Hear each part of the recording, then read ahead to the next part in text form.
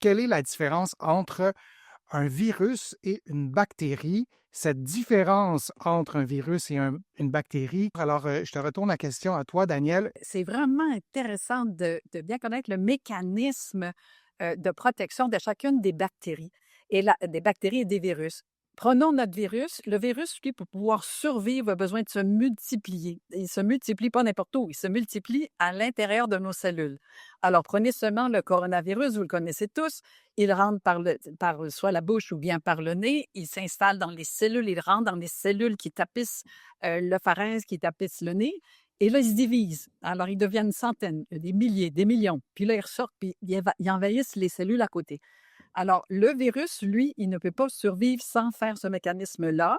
Et d'où la difficulté de développer des antiviraux, puisqu'il faut vraiment avoir la cible des virus et non pas la cible des virus dans nos cellules. Alors, il va y avoir plusieurs maladies qui vont entraîner. On connaît l'herpès, on a connu le coronavirus. Tandis que la bactérie, si on prend maintenant la bactérie, elle est autonome. Alors, prenez une plaie, vous allez avoir les petites bactéries qui vont envahir une plaie, ils vont se diviser, ils vont faire du pus, ils vont produire de la douleur, ils vont produire de la rougeur, il va y avoir toute une activité de bactéries. Et pour la bactérie, c'est beaucoup plus simple parce qu'elle est là, donc on a pu développer des antibiotiques qui tuent une certaine panoplie de bactéries différentes selon le type d'infection que vous avez.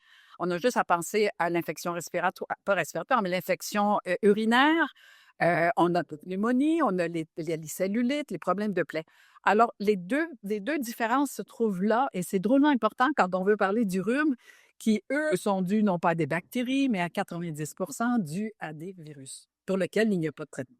Merci, Daniel. Merci, Jessica, d'avoir préparé ces contenus-là, nous les avoir présentés. Tout était clair. Je vous invite à nous poser vos questions, à passer vos commentaires, à vous abonner à la chaîne aussi.